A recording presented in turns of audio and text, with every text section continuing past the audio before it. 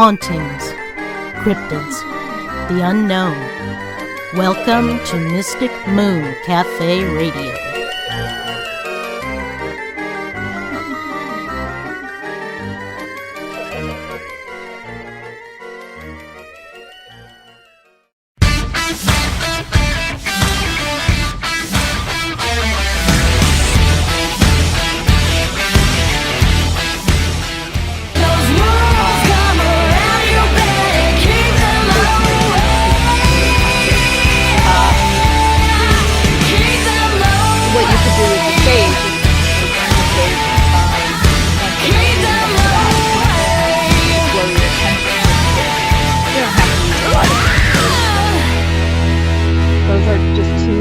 Examples of how you could use the moon and set your intentions.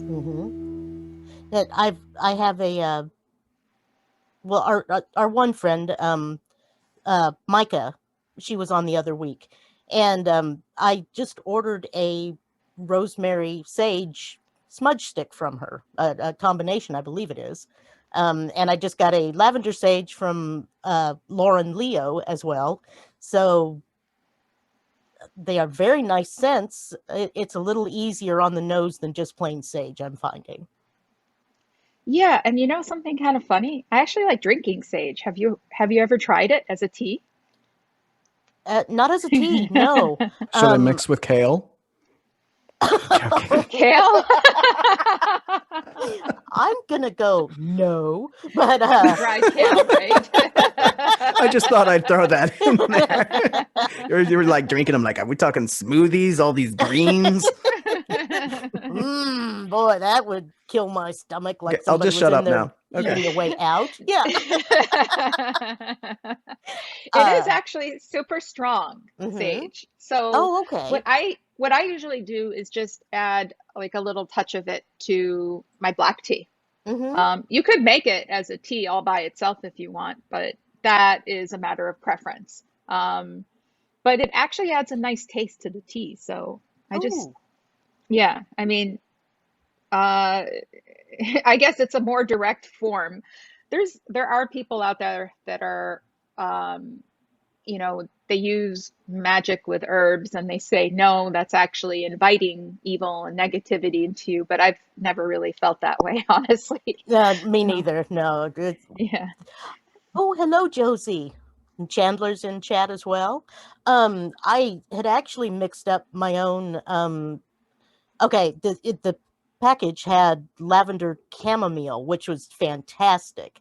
And I added jasmine to it and just a little bit of peppermint for, just some snap. And that is a beautiful combination tea, in my estimation. I was really liking it. Wow, that sounds like it's really good. I liked it. Like I said, I'll package some up and send you some. Oh, okay. I would look forward to that. Yeah, that would be fun. Okay, where do we want to really kick off here then? Do we want to go Wolf Moon? Do we want to go Jacob's fun birthday books? Or what would we like to do? Yes, because I've got the book. You might have seen the ads all over Facebook.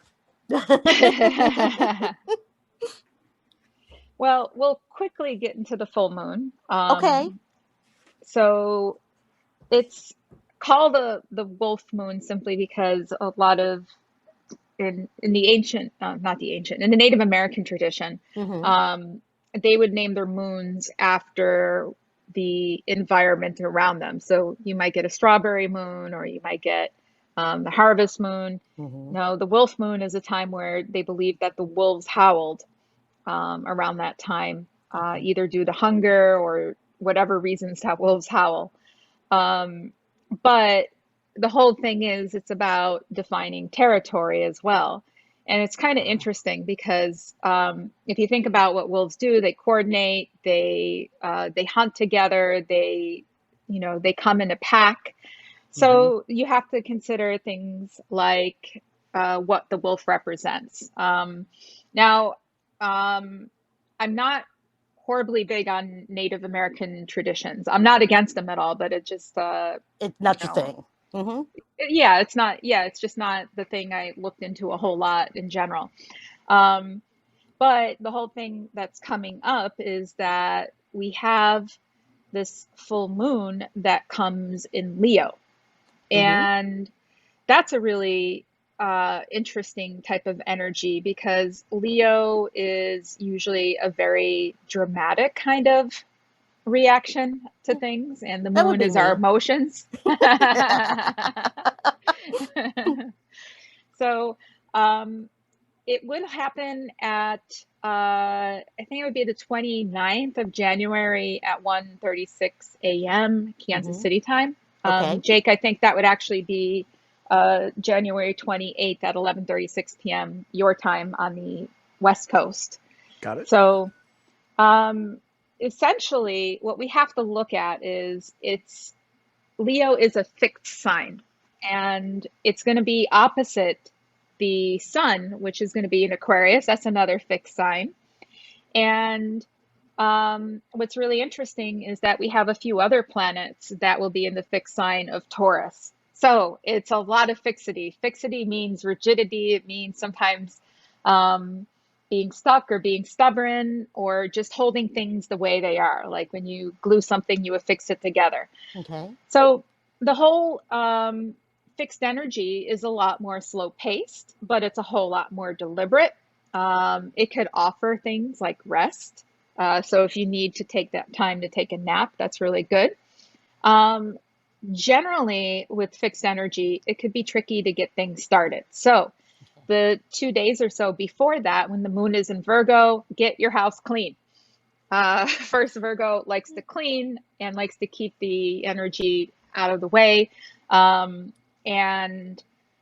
when we move into Leo, that would be nice to just kind of rest on your laurels with that. Okay. So it gets tricky getting started. Mm-hmm. And sometimes it has a tendency to overstay, in other words, to get stuck or to get stagnant.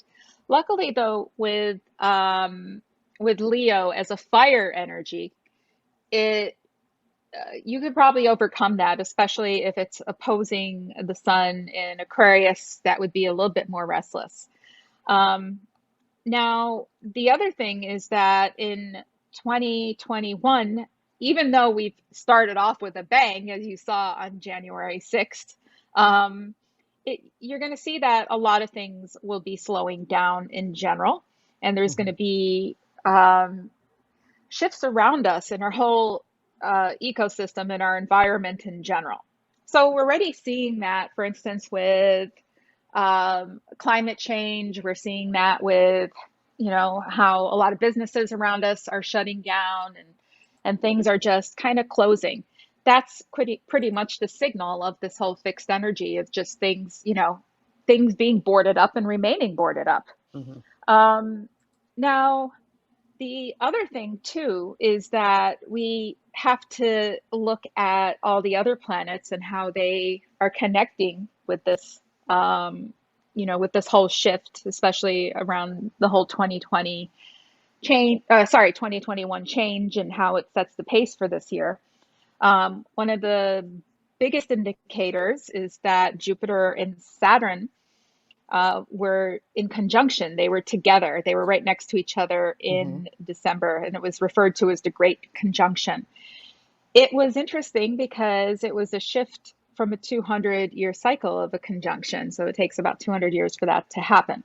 And it went from an earth sign, which is a lot more grounded and practical, to an air sign, which ends up being a whole lot more changeable. Air is also a little bit more mental, so it would be non-tangible, and it has the ability to just quickly change. So there's going to be maybe energy that's expelled, or where Earth tends to solidify or consolidate things, air tends to blow it around or change it around. So that is also an indication of the big changing cycle. And also it's interesting how uh, when we're talking about air, one of the things that was going on in 2020 was I can't breathe. And I think the the thing that's going to come up, one of the mottos, one of the big catchphrases for 2021 is going to be, I can't speak. We're seeing that already where people are kind of getting canceled out on social media, or, if you disagree with somebody on somewhere on social media, they might just delete your post altogether or block you altogether. And that's going to be more of a trend that you see coming up in 2021. Ooh, okay. And I guess what was the version of that in the 2010s? That was like the hand to the face, right? Like Right. talk to the hand because the face not listening kind of thing. Mm-hmm. So that Talk would to be the the hand. more exactly. So your hand is like a more solid, more tangible object, literally, but blocking you from Facebook or social media or whatever is the intangible, the air element. Okay. So when we have the full moon, which is going to be super rich and potent, we have, we're seeing how it may relate to the sun as well. And on that day, we're going to have a beautiful placement of the planet Jupiter. That's the planet of bounty, expansion, optimism, good luck. And it's going to be in exact conjunction to the sun. As a matter of fact, I think it's within 17 minutes of conjunction of the sun. In astrology, that's called Kazemi, which translates to being in the heart or being in the chest of the sun. That's a really metaphorically beautiful way of looking at things. It's pretty, it helps to give people some hope. It helps to give some people optimism. So what I would see coming up is that there may be more financial breaks coming up in 2021. And it will allow people to start saying, okay, well, 2020 totally sucked. 2021 still pretty much sucks, but we have to look towards the future rather than living in the instant. And the other thing is that we have the planet Saturn. That's a planet with the rings around it, and it represents restriction. And it's in Aquarius right now, and it will be it will be making a tough aspect, a square. They're going to be 90 degrees away from the planet Uranus. That's a planet that is right beyond Saturn, and it's going to be in Taurus. Uranus is about disruption. It's about changing the status quo. Taurus is about money. It's about grounding. So it's really interesting because you're having, this negative, you're having something being almost T-boned. And Saturn and Aquarius with Uranus and Taurus, I wish I could say that they're almost opposites, but they kind of are in some way. If we look at the mythical aspect of it, Saturn was a god, and he wanted to keep his power, so he began to kill all his children by eating them. And he was successful in doing that until he got to Uranus. And he didn't have a chance to eat him, but he did cut his testicles off. Wow. Yeah, which is almost like killing a guy, I guess, in some ways. But if you're the son of a god, I guess you don't have to really worry about that too much.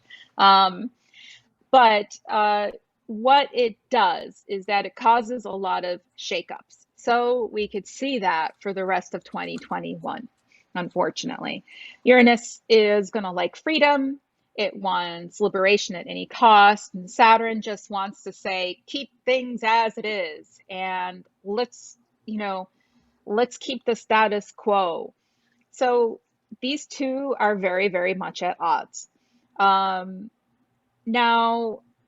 the other thing that is going to be happening over this year that's kind of tied in with how we started, the first full moon of this year, is that Mercury soon will start to go into retrograde. I think it happens on January 30th, and it goes retrograde in Aquarius. So, the typical Mercury retrograde type of themes of Mercury is all about communication and process of thinking and, commerce, transactions.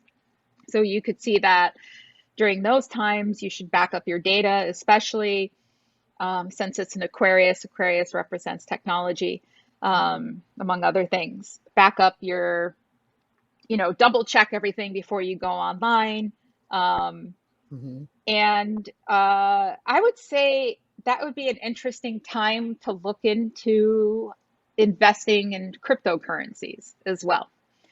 I think it might go a little bit lower around that time, so that might be a good time to buy in and make sure it's money that you're okay with losing, because it's going to go up and down.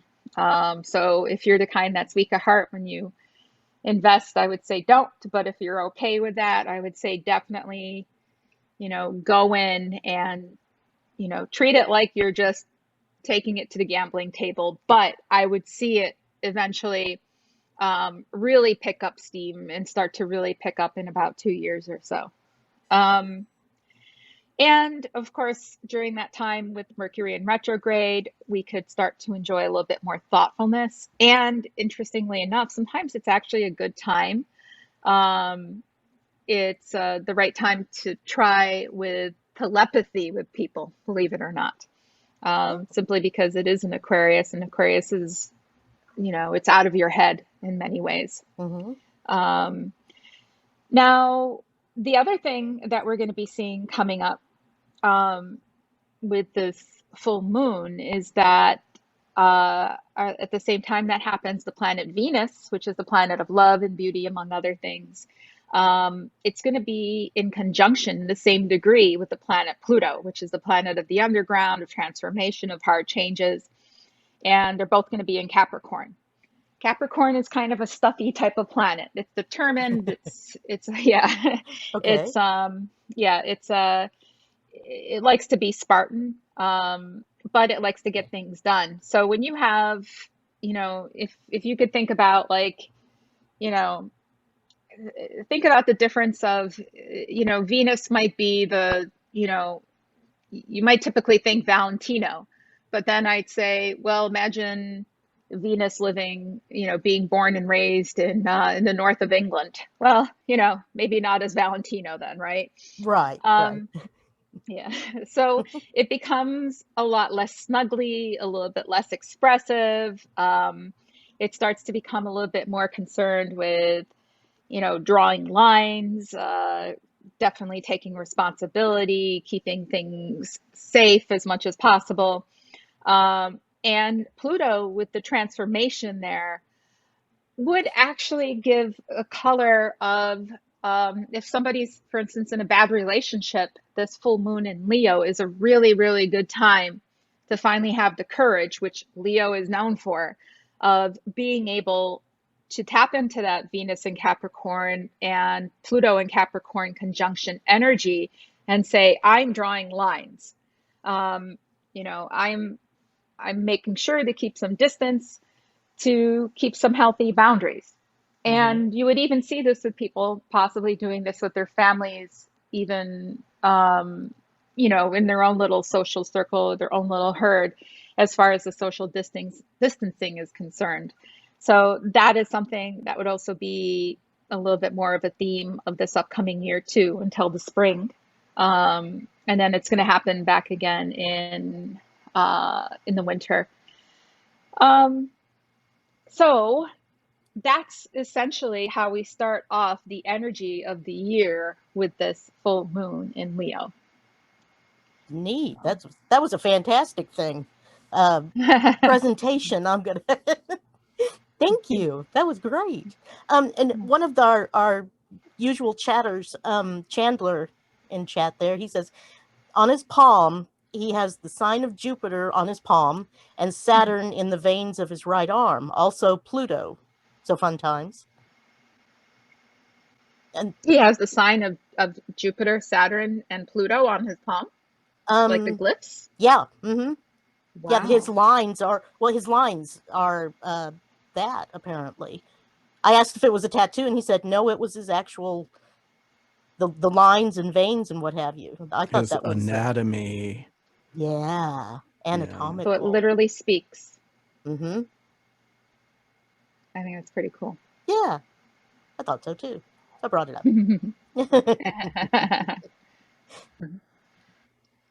All righty. Any questions anywhere? We just commentary. Chandler does say he's marked by the gods. But because we're doing a triple broadcast tonight, Yes. we're tri-casting. That's pretty cool. Okay. Thank you for that. Not a problem. Actually, it was let's something see. I'd been kind of curious about, and then it kind of goes, back the other way to that other part of my brain that stores things forever. But no real questions in the chat, any of the chats. Okie dokie. But feel free to drop a question, peeps. Yep. Oh, just wait. We do have a question from Jenna. It is a request to Chandler. So this is casting for you at its finest, because a website chat person is talking to a Facebook chat person. Wow. And that is, does Chandler have a pic of these lines? We need the deets. We need the deets. Chandler, can you snap a picture and post it in here? I don't know if you can do that on that part of the chat or not, but yeah, if he drops it huzzah, in the Facebook chat, I will drop the picture on the website. Okay. So, but talk amongst yourself, because I'm gonna have to do some workflow stuff for that to happen. Okay. Okay. Poor Jacob. Chandler's working on it, Jenna. Chandler's working on it. Multitasking is not. And I'm not good at that. Yeah. At least there's no wine involved tonight. Good point. I was about to get a big old halftime. We'll go for the cocktail. Halftime. Okay, break. I'll go get some joyous juice. Oh, and go Chiefs. Yeah. Yeah. Oh yeah, go Chiefs. Yeah. Intermission, right? Yeah, I'm rooting for the Chiefs because they beat my pack. I'm sorry, the Buccaneers beat the pack, so I want the Buccaneers to lose. So go Chiefs. Okay. Follow my logic. Okay. I was like getting ahead of myself. I'm just like, wait, the Chiefs did not play the pack. The Buccaneers played the Packers. Right. The Buccaneers beat the Packers, which was unfortunate because the Packers have been to like 4 conference championship games in a row. How do you keep losing? Okay. Mm-hmm. So I want the Chiefs to destroy the Buccaneers. Not a problem. I'll call Mahomes. All right. Mm-hmm. Send him a care package. Mind you, I love the Seattle Seahawks now that I live out here, and the Kraken will be my favorite hockey team when they start playing. Okay. Plug. Jake. Mm-hmm. Yes. Yes. So, Jake, you were asking me something about a birth date book. Yes. So I did the thing. You probably saw the ads all over Facebook if you follow astrology and stuff, all that Facebook algorithmic targeting. So I ordered the birth date book, which you see, it's kind of the round. It's really nice. Mm-hmm. I might have to change my background. I want you to see my messy room, my office. But anyway, it's got like the 12 houses, your rising sign, your moon. But it doesn't really go into a lot of detail. And when I was reading, and they say it's a custom reading for you, right? So here you go. I'll hold this up. Hopefully it stays in focus. I can't see. It's not working. I might have to change the background here to do this. One sec. I'll just change my background. Bear with me while I do this technology thing. With the snap of a finger and the wave of a wand. I will do none. I would like to blur. There's my office, folks. But now I can hold it up so you can see it. But I hope it comes in. Let me move over here. So they give you these settings. Okay, your sun in Libra, your moon in Taurus, your rising is Libra, your Mercury in Libra, Venus in Leo, and Mars in Virgo. Okay. But I've had, let me go back and let me just hide that because hide that background. It's fine. One moment while I bring back Ghostly. All right. So it doesn't really, there's like 12 houses and stuff like that. And it doesn't describe anything to do with the houses. It gives you like a map of where all the planets are and stuff in the houses. And then it doesn't tell you anything about the houses, which I thought was kind of disappointing because this little book is about $100, by the way. So I was Yeah, hoping and for a it's little 70 pages too, right? but a lot of it's canned stuff. Ah, Yeah, that's the whole thing of it. So when I was going through and reading about Libras, it really, it's like all the stereotypical bad stuff you hear about Libras. Oh, nice M&Ms. Flighty, artsy, kind of peaceful. Balance, I agree with. Balance, neutral, objectivity, stuff like that. But it doesn't really, that's not me. At all. And so when I read the rising sign, the same thing, and they talk about how your rising sign can kind of like amplify your star sign, I guess is what it's called. Anyway, so I was reading and I'm like, no, this doesn't describe me whatsoever. So my big question was around why does someone in real life, why they're not so much like the stars, have aligned to determine your personality? That's one of the questions I would have. Hold on. Why? So you're asking why it's not as reflective as Yeah. Mm-hmm. like why you don't? Oh, okay. I don't know particularly about that book in general, but what I think happens a lot of times is that when you're getting these computer generated printouts, astrologers refer to them as cookbook astrology. Oh, okay. So it would do exactly like what you were kind of showing, where, okay, your sun is in Libra, so it means that you need to seek balance, you're a people pleaser, you're this, you're that, and then, but your moon's in Taurus, so it means that, you're going to be stubborn, you're going to be Mm-hmm. determined, you're going to be, and you're like, wait a second, these things might sound contradictory. Yeah. And what it misses out on is doing something called the blending. So remember when I was talking earlier about the energy that Venus has versus the energy Mm-hmm. that Pluto has, and if you mix those two together, the determination and the transformation that you could get with your own self-love, or drawing, mixing that with Saturn, with drawing the boundaries, and Mm-hmm. that's what it doesn't do. It just says, it would describe what, if it was a color chart, it would describe what yellow is, what blue is, but it wouldn't describe what yellow and blue is together as Okay. green, for instance.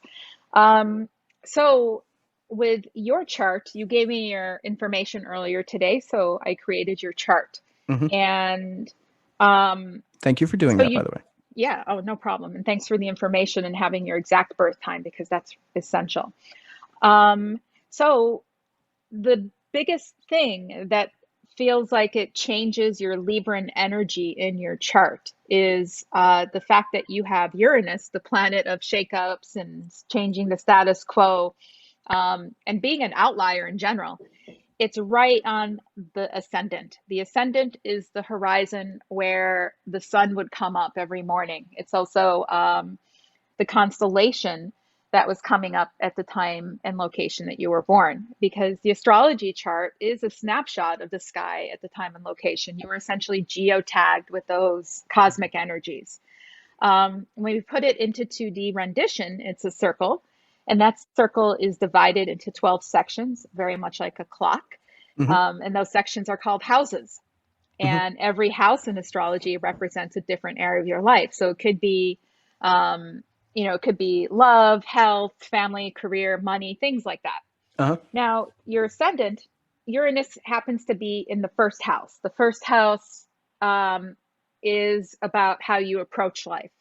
And with Uranus right on the ascendant, you have that Libra rising. It's going to make you somebody that is, it's going to, Libra's contrary in general, meaning that Libra's first inclination is, if you say white, Libra is going to say black. If you say yes, Libra would say no. Okay. So that would emphasize it even more. However, it'd make it even, I don't want to say a bit more rebellious, but what it would do is, change and variety would excite you even more. Being a nonconformist, having your own code of ethics, that's not a Libra thing. Libra likes to conform. Libra likes to be the people pleaser. Um, Libra likes to have folks around them, whereas that Uranus that's right on the horizon will give you a sense of, hey, if I have to walk my own path, I will. Uranus Just did give it you to me. right. Because as you described Uranus, Uh-huh. that is far more me.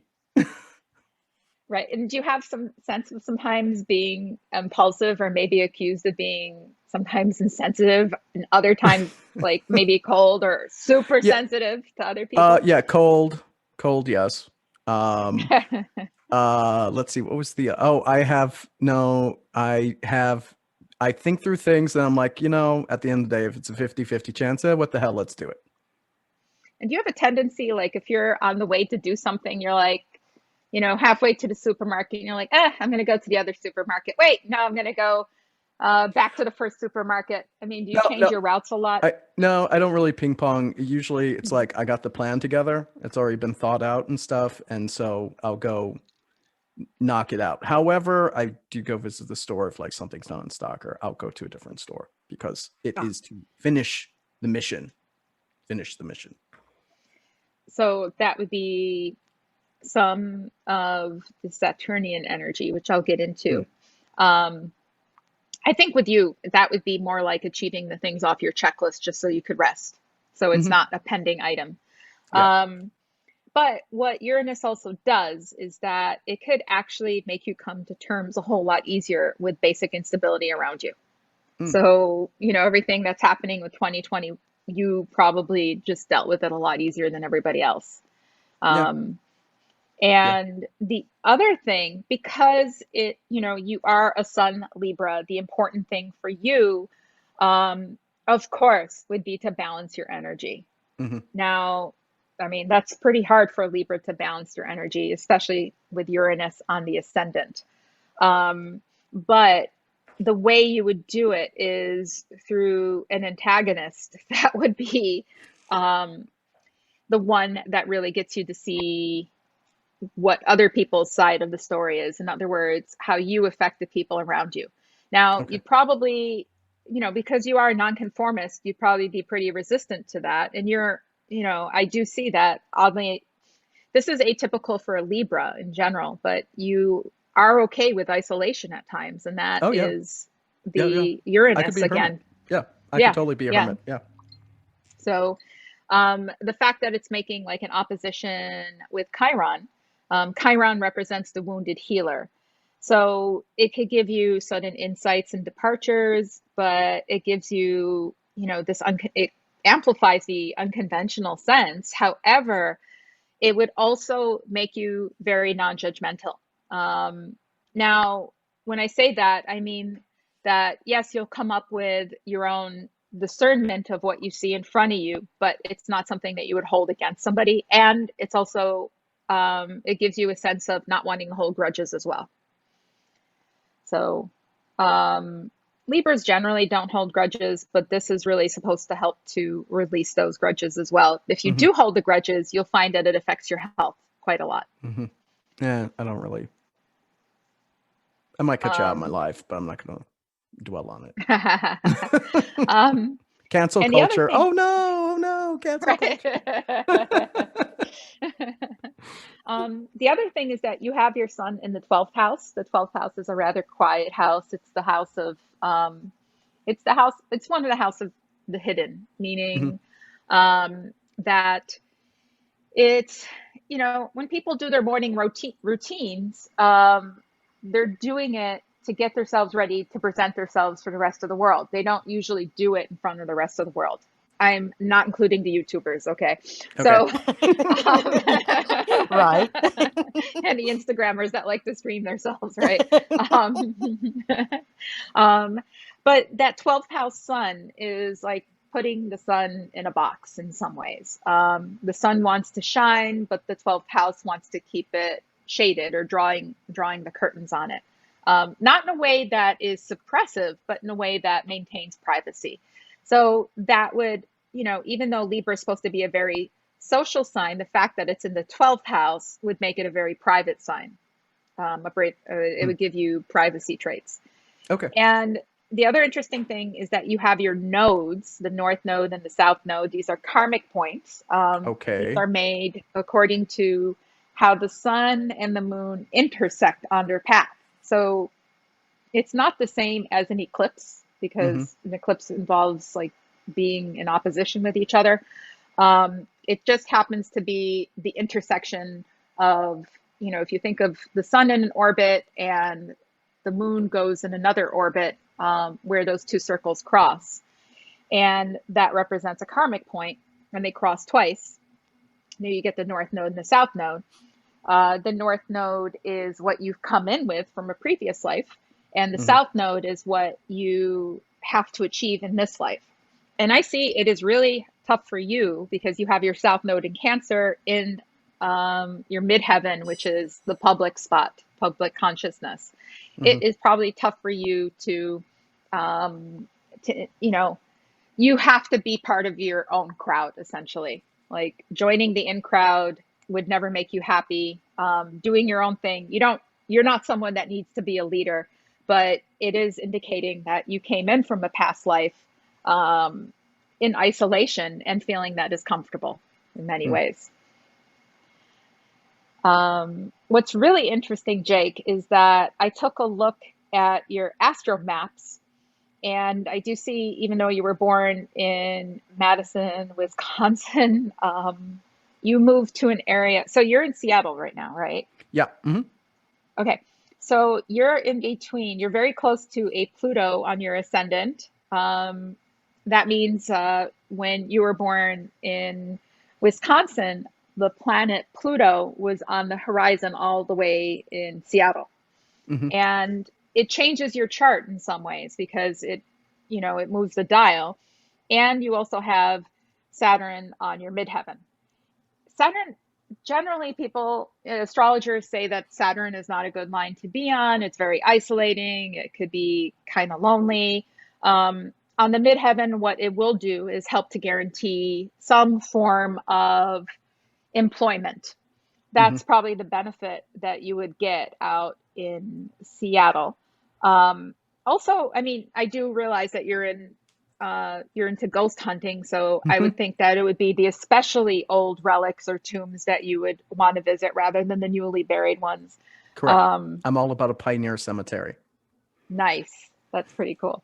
And the ones that have the most amount of energy that resonate, especially the energy that you could actually almost tangibly feel, and that would be the Plutonian energy on your ascendant. I mean, quite honestly, to be frank, I don't know any astrologer that would tell you to actually move to those lines. I mean, these are like, these are like the two toughest lines to ever run into, especially when you're tucked in between them. But you do have Pluto next to your sun in your chart. So I think there's a way that you've learned that you could actually assert more of what your intentions are and get your way a little bit easier there, especially with Saturn on the midheaven over there. I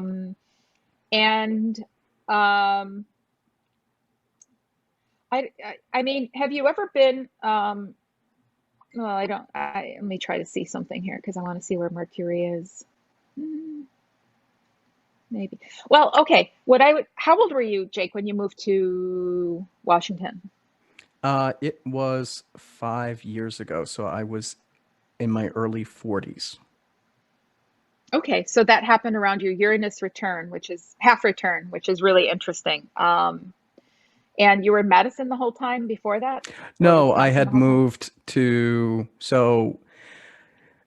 yeah, to give you the history, I split time between Wisconsin and Ottawa, Ontario, and a bit in Nashville, Tennessee, then back to Wisconsin, joined the Army, went to the East Coast for training, then to Hawaii for permanent party, back to Chicago to go to college and stayed for about 18 years, LA for about 2.5, and then finally Seattle, Washington. Okay. That's really interesting because that Uranus on the ascendant would have made you comfortable, or a lot more compatible with moving as much. What's really interesting too is that it probably would have not so much in Wisconsin, but you would have found it in places like, say, Minneapolis or possibly Kansas City, Houston, where you would really feel like the odd man out, like you would tangibly feel how much of an outlier you are. But it's interesting how around your half return, where things are really supposed to change majorly in your life, it would have led to you wanting to possibly find stability. And you would definitely get that under a Saturn line, because Saturn tends to anchor. Okay. The one thing I would warn you about with the Saturn line is that if you do ever want to move again, Saturn sometimes makes it really tough to move because it is that much of an anchor. I have no desire to leave the Pacific Northwest whatsoever. So just so you know, I always wanted to live in Washington State and Seattle, Puget Sound area. And it took me that long to land a job out here. So as soon as I got an inkling I was going to get that job, I bought a house. And we moved. And no matter what, we were staying, because it was getting to the point in your life, if you don't do it, you're not going to. Yeah. So I made sure we did. Well, and now we have no, if anything, when it comes to retirement time, we're thinking about going down to wine country in Oregon to retire permanent, to make that. If you know where like McMinnville, people in the Pacific Northwest know McMinnville in the wine region. It's about 45 minutes southwest of Portland. That's where we eventually would like retire, grow old, die, get burned up to ashes and dumped on the hills. Which is interesting. Oddly graphic. Sorry. Right? I do ghost hunting. Comfortable with dead things. Now, it's interesting because that is very Pluto-Saturn energy. The ashes would be to dryness, the burning would be to Pluto, the death would be to Pluto, and staying around in that area would be to Saturn. You're living your lines. That's amazing. Okay. Where's my Pluto again? You said it was right. It's like right in between the 12th and first house? It's in the 12th house, yeah. Okay. So I'm just extra dark. That's okay. I'm cool with that. No, what it means that you're into, you have good insight. You have good insight into people's minds or how they think sometimes, if you're interested. Sometimes I don't see that you're interested, but it gives you very good insight. It could give you psychic ability. It could give you, the 12th house is also the house of mysticism, and Pluto also represents the occult in some ways. So, this actually takes you very deep and very comfortably down the rabbit hole. Like, been down I'm 7 all about levels. The occult stuff. Yeah. That's ghostly activities. His blog, website. It's loaded with stuff like that. That, and I wouldn't be surprised if you ever try to branch out into alien activities, especially with Uranus right on your horizon there. So, I mean, I don't know if there's any aliens buried in the area that you're in, but only you him. can look at alien cemeteries. Only me. I do say I have a thing for monsters. Yes. So, yeah, we like the cryptids. I like the cryptids, and I like other just overall monsters in general. But I will say I'm not really into aliens. Well, the whole thing is that the book, the book is going to be very cookbook. Very, this planet's here, and well, like you said, it didn't talk about the houses, but it would just, Sun in Libra means this, and Venus in Leo means that, and Saturn, it just doesn't blend it enough to really make you feel like, oh, it's talking about me. And that's why you should really just use that money towards a professional astrologer instead of a book. Like Cindy, and we'll drop links to her website and everything so you can contact her and book her. I will say the book is gorgeous, though. When you look at the interior art, the paper, and everything, it's a gorgeous, gorgeous book. I would believe that. I mean, Cindy will do art. Yeah. It did look like it was high quality, for sure. Yeah, for sure. It's really nice, I will say. You would have company come over, you put it on your coffee table and, have some coffee, some biscuits, flip through the book. It is gorgeous. Well, thank you for that. Interesting. I went into the chat and I saw, this is the Facebook chat. So Chandler's Jupiter, I see.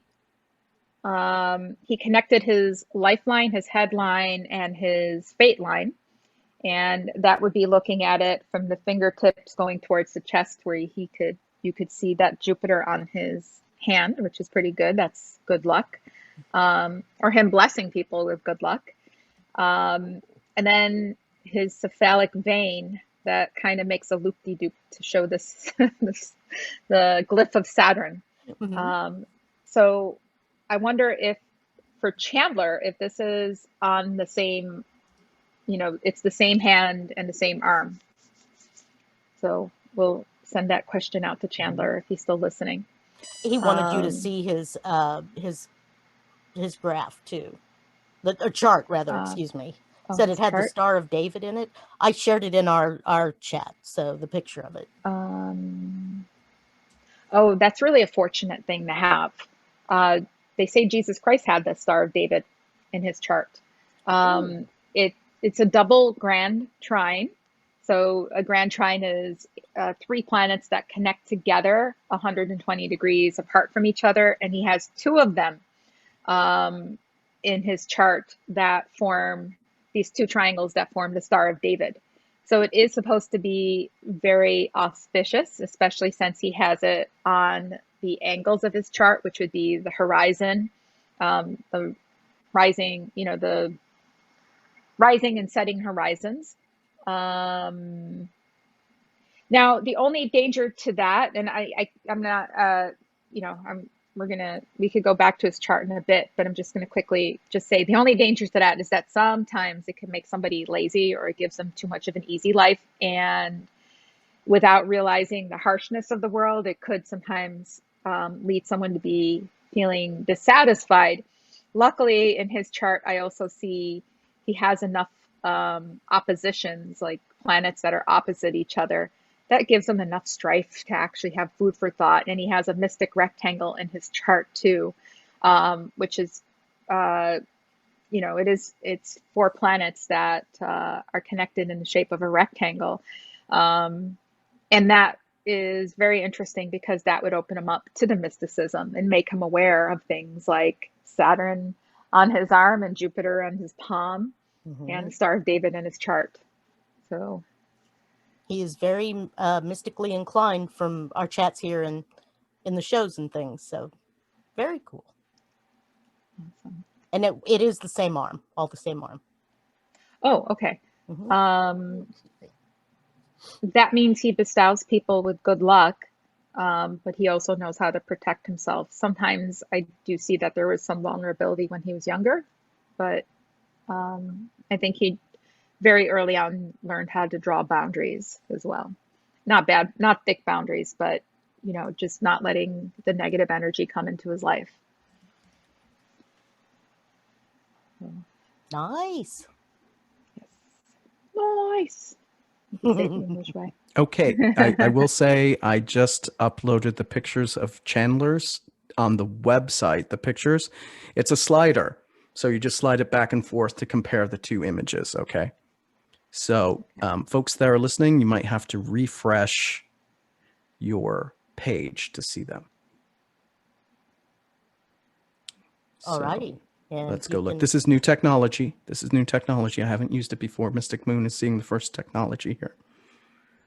But if you go down below the chat, if you refresh, you'll see the picture and you just slide. It's got a little double arrowed thing. Slide it back and forth so you can see both images. I see it. Yes. Yeah. Very nice. Okay. So there we go. And I didn't lose anyone from the chat. So that's good. Yay. I'll shut up now. Excuse me. No, you're fine. Absolutely fine. My nose got itchy. But, well, alrighty. Moving right along. shall we tackle the age of Aquarius? I mean, I know that, back in the like 60s, 70s, it was, all about peace, love, and age of Aquarius.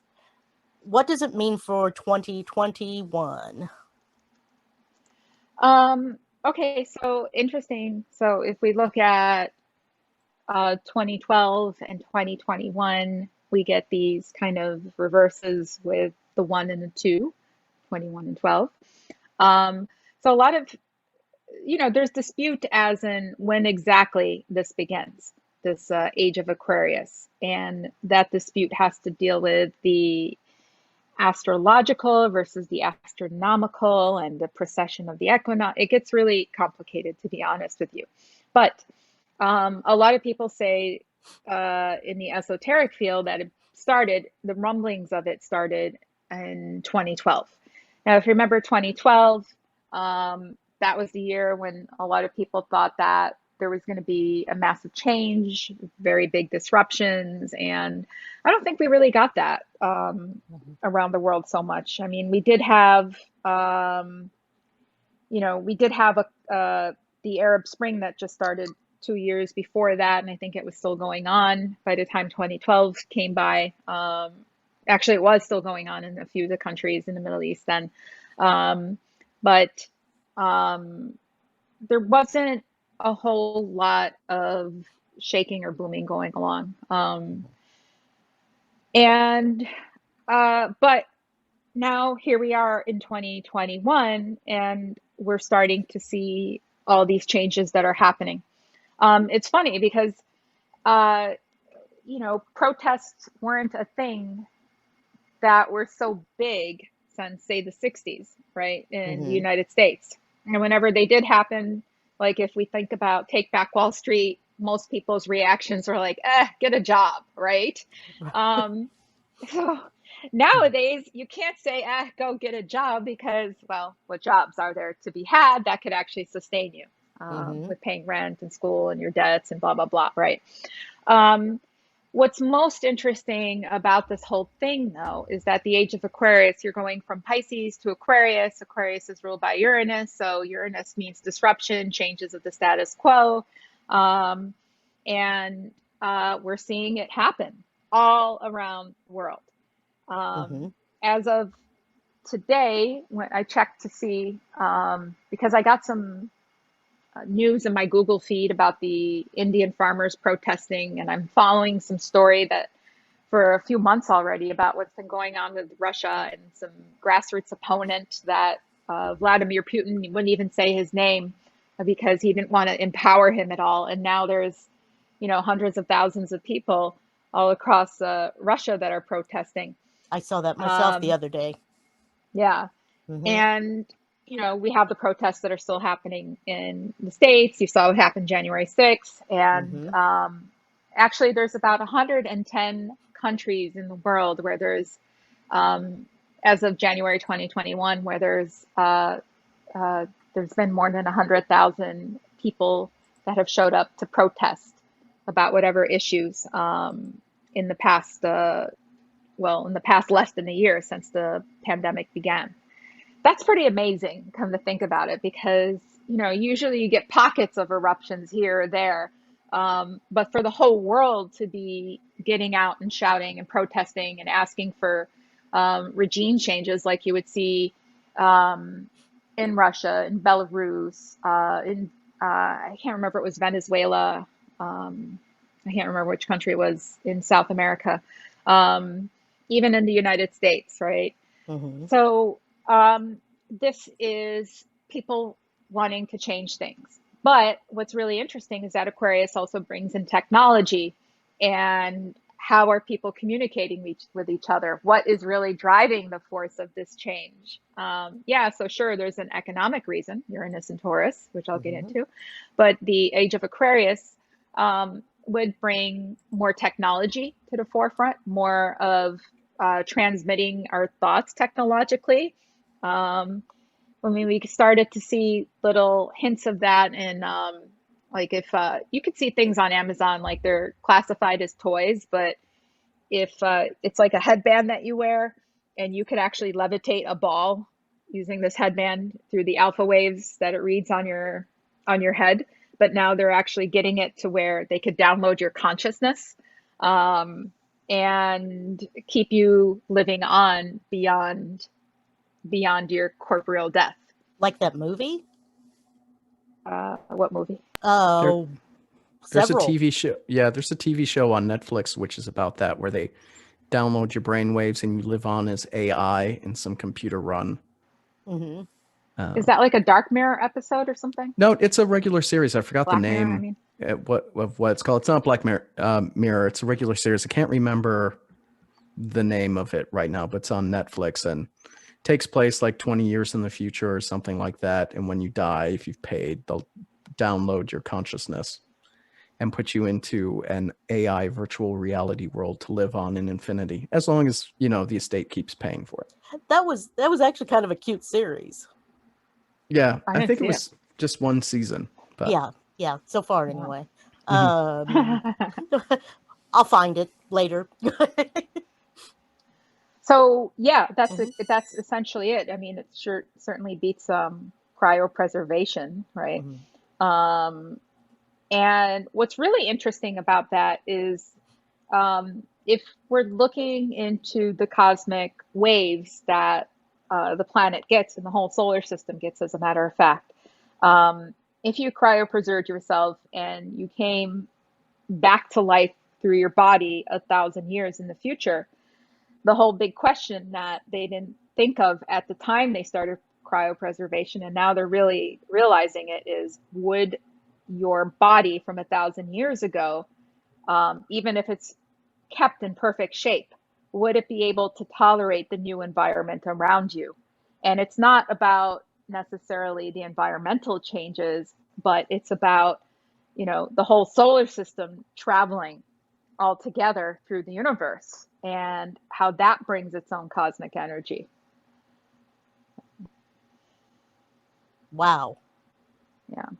I would say I'm signing up to be composted, so I come back as mango trees. We do that in Washington State now. Mangoes. Why mangoes? They're delicious. You know what? I Hey, always why think not? of mangoes as like a whole lot more tropical. That's why. Mhm. Washington is not tropical. I know. Well, they'll have to ship me to Hawaii, I guess. I don't know. Caribbean, whatever. Yeah. Right? Yep. I'm just like, I like my gray, but I'll take the sun and, here, eat my arm. It's now a mango. It's cool. No, I've actually kind of designated about the same thing with the tree. Your ashes go into the tree thing, and they bury it, and whoop, there you go. Yep. Mm-hmm. I like that. Yeah, now they have like coffins made out of mushrooms, so it could help decompose you a lot faster, easier, and greener. I saw something about that as well. I think I was like, maybe not. That's my whole reason for cremation. No bugs, thank you. I don't know. Maybe if they were magic mushrooms, you might change your mind. Oh, there we go. I'm going to drop a link to the composting thing. Okay. Okay. He's trying to get you to change your mind. See his willfulness there. Chandler's like, he wants to be in good taste in his He's talking about you. Yeah. That would infer Jake is in good taste now. Well, maybe I'm not, and so you're in good company. Delicious. I mean, if I can't be a mango, I want to be a peach for sure. Okay. Peach tree. They grow on trees, right? Or nectarines, so there's no fuzz. I'd be fine with a raspberry bush, to be honest. Oh, that would be fun. Oh, this pie tastes like Jake. That's funny. All right. What does Jake taste like in order to know that this is a Jake tasting peach or mango? You could just say berry by Jake. It's cool. That's how. Berries by Jake. There, yeah. Berries from Jake. Berries are Jake. Yeah, there we go. There we go. See, I'm morbid. A little bit of twist. Okay. Oh, yeah. Okay, I do have to ask you the magic question. Why not be buried in rice or something? What's that? Why not be buried in rice since that is your last name? Rice. I grew up with the carbohydrate, starch, diabetes, let's go something with a lower glycemic index, though I am talking about mangoes, raspberries, and peaches. But they're perfect. Yeah, I know. they're But good for maybe you. we can do a half and half. They take half the body, put it in the rice field, the other half in mango, and then we can make sticky rice. Ah, that is a point. That's right. I want them grown together. I guess I'll send me to Burma / Myanmar. That's one of my favorite Right. countries I've visited. They'll be able to grow both very well there. Well, it's tropical as you need it to be, so for sure. For sure. I'll make sure before I die, like eat a lot of really good fruit and stuff to make sure that the enzymes, when they decompose me, it's especially sweet and yummy. I'm just taking this That to almost another level. sounds like a Hannibal Lecter type of thing. Yeah. Right? Like we'll feed you a certain way to make sure you taste a certain way, and we'll keep your Yeah. mindset in a certain. Yeah, that's exactly, because no one wants you to die bitter. Otherwise, Correct. that might Right. transfer. Right. Correct.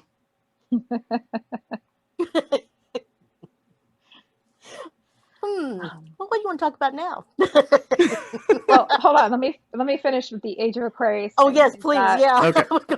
We got a little sideways there. We got That's all sidetracked. right. I'm known for disrupting. That's all No, right. that's all right. So this whole precession of the equinox, which kind of sets off the timing of things, that's around, it's almost 26,000 years long. And if you divide that into 12 constellations of the zodiac, it's every 2,150 years or so. And what happens is that, around that time, let's just say every 2,100 to 2,200 years, there is a shift. So, we had things like when there was the age of Pisces, interestingly, we had um, uh, the age of Christianity come in. So you see the Jesus fish, you see the symbolism with the Pope's mitres also being in the shape of fish heads. And what they say oftentimes is that when there is a new age, oftentimes a new prophet comes. And interestingly enough, in the Judeo-Christianic Islamic backgrounds, the Abrahamic backgrounds essentially, is that they all talk about a new, I guess they refer to him as an antichrist, someone that is not Christ that comes up, a new leader that is charismatic and all these other, qualities that get people to follow and like. Now they do point it out to the area of closer to the Fertile Crescent, that would be Babylon, Mesopotamia, where the Iran, Iraq regions are.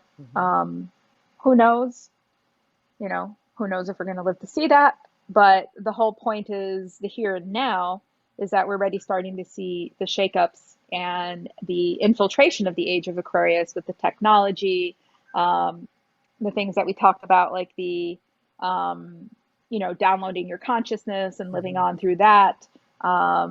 Robots that are going to become a whole lot more Self-aware. ubiquitous, Okay. around us. The self-driving cars, the self-driving trucks, more automation.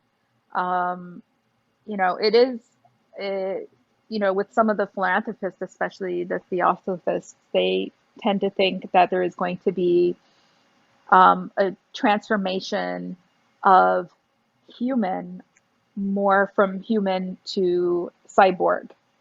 And we kind of see that with wearables nowadays. I mean, a wearable is not integrated into our circuitry with our nervous system, but they're already working on things like that. And even doing things like, if you have a Microsoft computer, you could actually add RAM to it, those, the soft storage. And they're talking about being able to add something like RAM, memory into your head, or memory space into your head, in order to help restore, not necessarily bring up old memories, but to help the connectivity where, you know, sometimes Accessing. where you think, yeah, exactly, with Mm-hmm. Mm-hmm. accessing your memories, but also storing new memories, because as we get older, you know how everything deteriorates, and this is just adding a slice of memory into your brain Mm-hmm. somehow. It's also going to be a time where normal natural psychicness is going to start to evolve a whole lot more. As we know, the things like astrology or tarot is starting to become a meta trend, where Mm-hmm. it's becoming less taboo, more acceptable, and getting into, things like meditation, feng shui are starting to become a lot more mainstream as well. Some of the ancient practices that people used to use of intuition and being in touch with nature are starting to become more mainstream again. Mm-hmm. And using nature to help to expand your mind. So, I mean, we were just talking about death and, how to, you know, uh, to compost your body more naturally. But it would be things like, as you might have heard with the campaign where they want to federally legalize things like cannabis. And your neighboring state, Jake, Oregon, legalized magic mushrooms, as a matter of fact, and decriminalized other drugs. And there's going to be more of a push for things like mind expanding drugs. So that's something that's also going to come, because Aquarius is more about expanding your mind and trying to connect through unconventional ways. It would have been similar to the LSD push back in the flower child days. Yeah, but it would be more through using naturally grown Right. substances rather than Mhm. chemically created. Sorry, Yeah. I didn't delineate that. No, but you're right you're on the Mhm. same, yeah, exactly. That whole same idea Yeah, is the there. mind expanding and sometimes The for the soul good and changing sometimes type of, not. Mhm. yeah. Can you handle it? That's the whole thing. Yeah. I don't know. I never tried it, so Jake's remaining mum. I'd say I'm so straight edge. It's not even funny. But I could see, I could see Wendy go to Whole Foods. Can I have some of these magical mushrooms?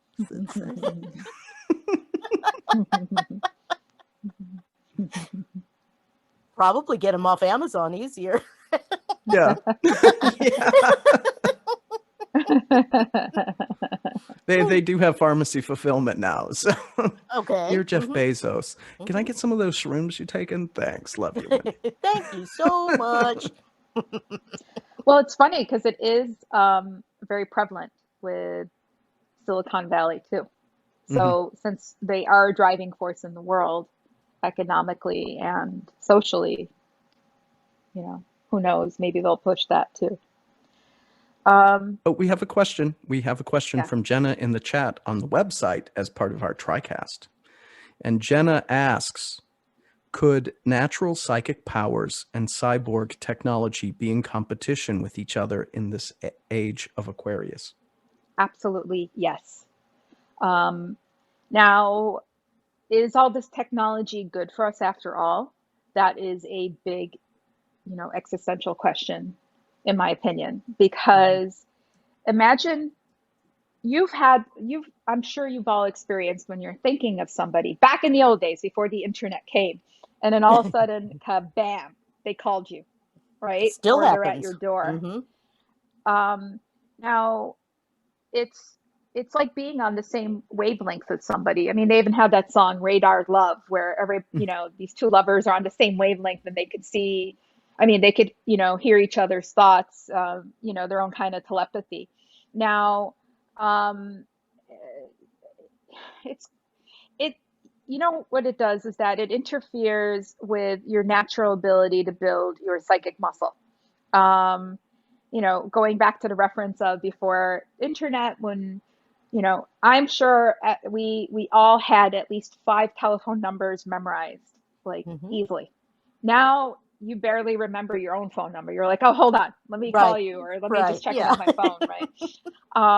So that's an example of, for instance, how it could be in competition with psychic powers, is that, you're relying on an outside source that is literally there by a push of a button, or in the near future, it would literally be just something that you wear or that's implanted of you, where it emits a certain thought or neurochemical pathway, and it goes, oh, well, here it is.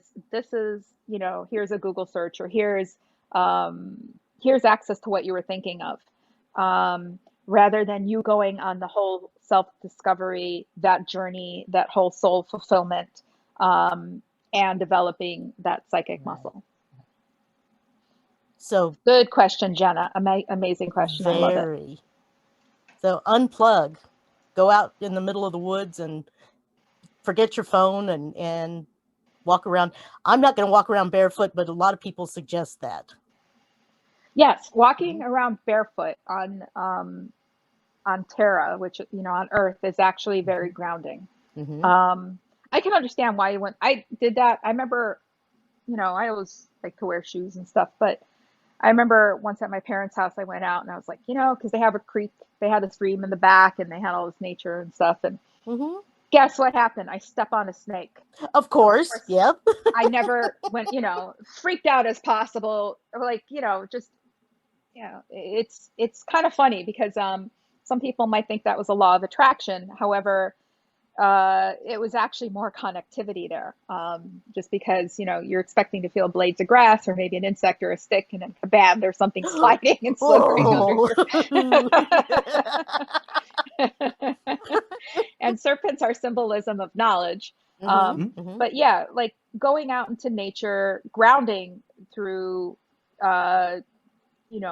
direct contact with the dirt, the grass, the earth, preferably naturally growing, not the kind that would be in the front lawn, where in some ways it's artificial or it's kind the of man-made in backyard. some way. Yeah. Exactly.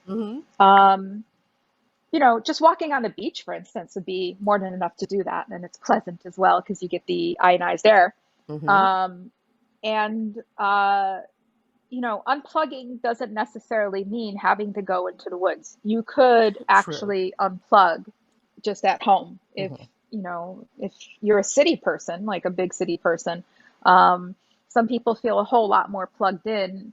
Well, let me put it this way. They feel a lot more secure and able to unplug when there's this whole density of population around them. Okay. Now, a lot of people in the esoteric or the psychic world say no, because that's too much psychic energy around you. Well, you still get that psychic energy around you if you're out in the woods, but you just get it from the trees, the frogs, the crickets. You don't really disconnect anywhere on the earth that you are, unless you probably go to one of the Antarcticas or one of the poles, rather. But yeah, it's, it literally is a matter of just pull the internet out of the wall, unhook everything, go into a deep meditation, and, understand that if, if the world falls apart while you're disconnected those 12 hours, you actually might have a bit more solace there, just because you're not getting the incoming stream of the alarms and people, the media, the hustle and the bustle and the misinformation sometimes that just goes out there, or the alarming information that goes out there. The world's on fire. The distractions and everything. Exactly. What was really funny? This was sometime in March. I think it was around March 12th or the 17th or somewhere around there, where President Trump announced that the virus was here and now we're officially in a pandemic. I had no idea about that until 12 hours later, because I was actually unplugged, totally unplugged, in a state of deep meditation and enjoying the mystical flow that I was able to follow. The next thing you know, I slowly come out of it. I start to slowly plug, and then I get all these, alerts of the pandemic's here and socially distanced and schools are closing and this and that and this. And I was like, wow, that was a lot that happened in 12 hours. I'm glad I missed it when it started happening. Except for, a lot of cancellations in pet sitting, house sitting for people. It really hasn't affected me that much because I kind of like to be off on my own anyway. But I love doing my shows and talking to my friends. Jake is waving. Friend, I got that one. So, you have 2 friends. So my day-to-day life, I mean, other than wearing the mask and socially distancing and stuff, I was working remote anyway. So I live on the West Coast, but everyone I work with is in New York City. So oh wow, like I didn't have the kind of disruption a lot of folks normally do. So yeah, and especially if you work in the technology field, it was like, well, duh, this makes sense all along. Yeah.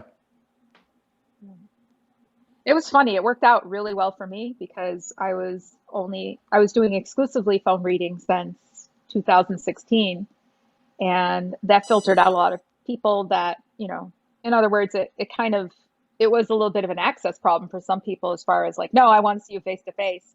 But all of a sudden it was like, I was not only just ready to hit the ground running, I was already running on the ground with that. So, or on the air.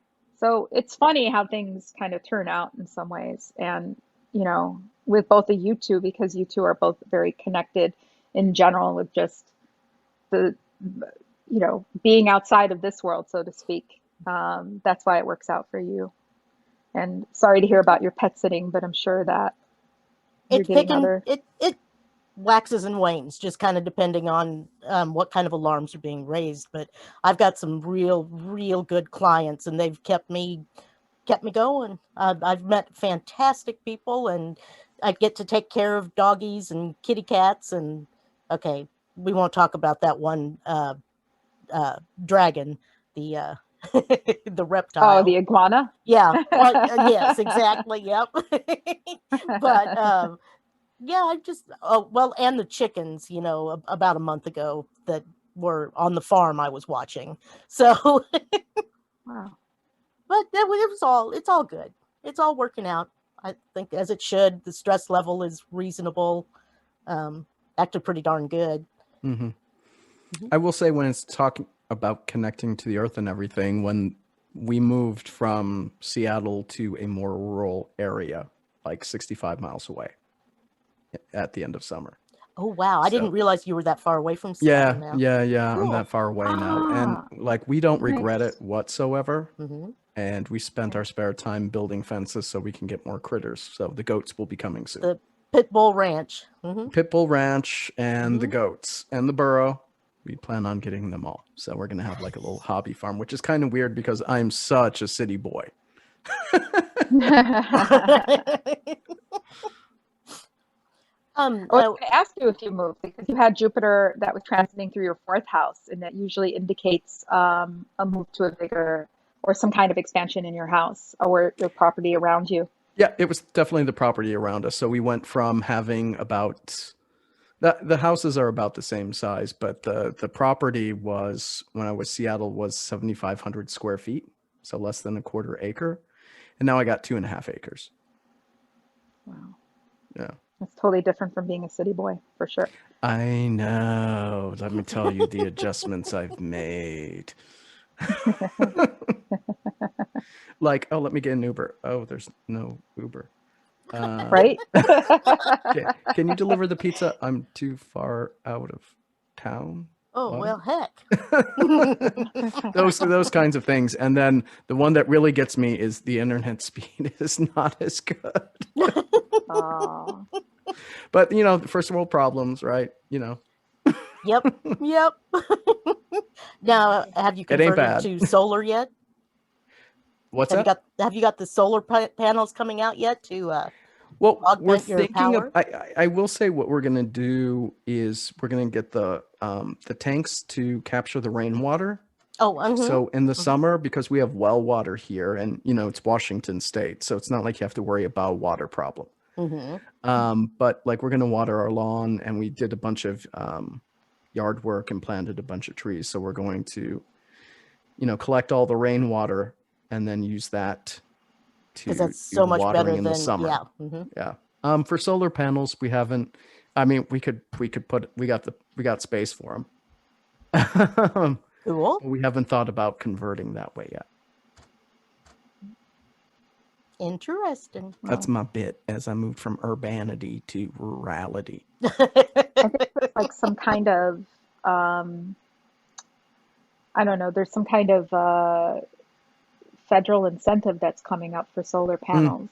Yeah, I saw that. I think Biden just signed that a couple days ago or something. And Missouri has that for sure. Good. Yeah. And if I had my own house, I'd definitely do it. But for now, I'll just keep on keeping on.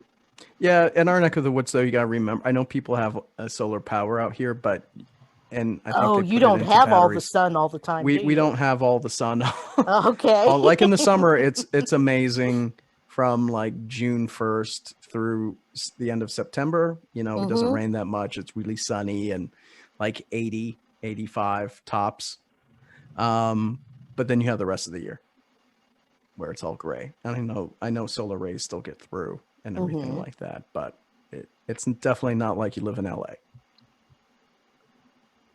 Interesting. Yeah, aren't there like 40 names for rain out where you are? From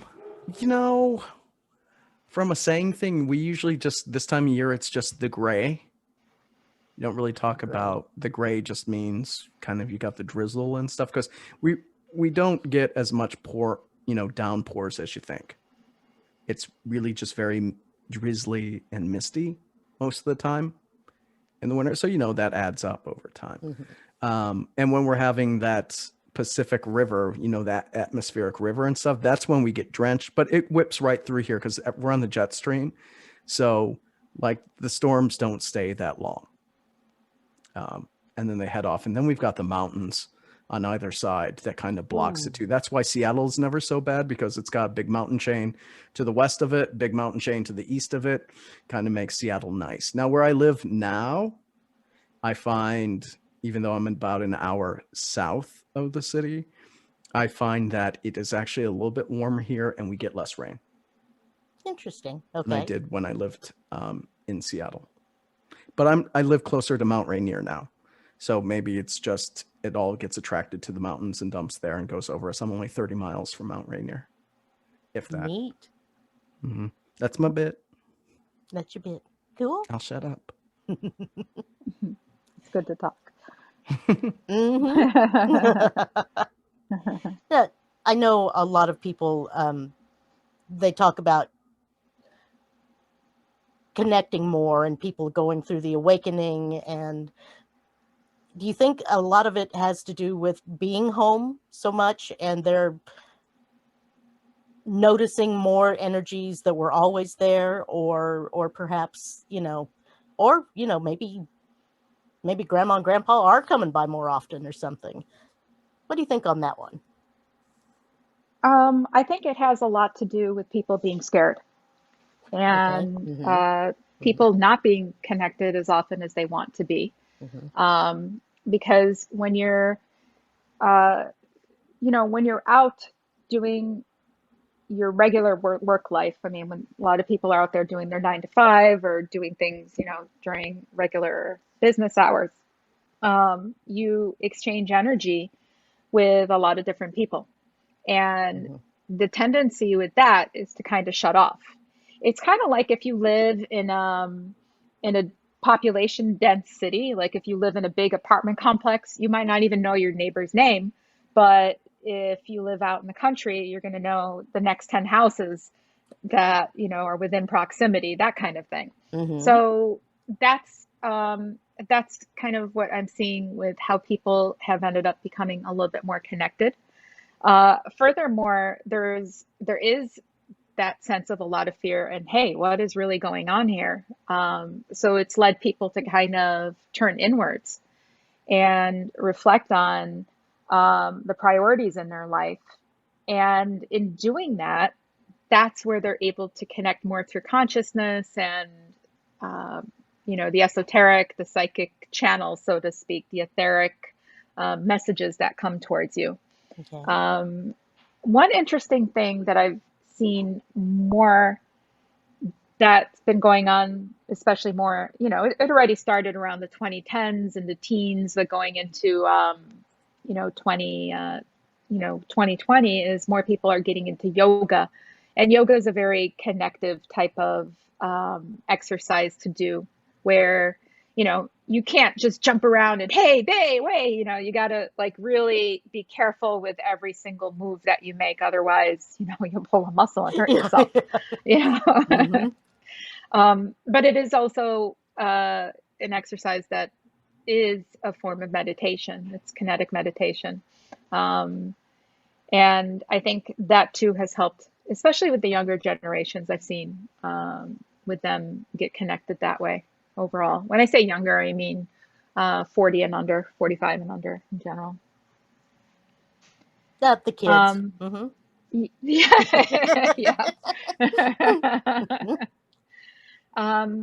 With people that are older, it depends really on what their path is in life. I've seen with older people, I've just seen them tend to more to be more inclined to follow, what the government announcements are, what the newscast announcements are, what to hear, what their peer group is thinking as well, and to go with that. But yeah, it's interesting to see how the two, these two groups kind of are reacting very differently. But I don't know if I answered your question. I think I did. I think so. Yes. Similar to Tai Chi and Qigong. Yes. Okay. Which are both very difficult to do, by the way, compared to yoga. Okay. I never really tried any of them. I'm not very bendy, so yoga was definitely out.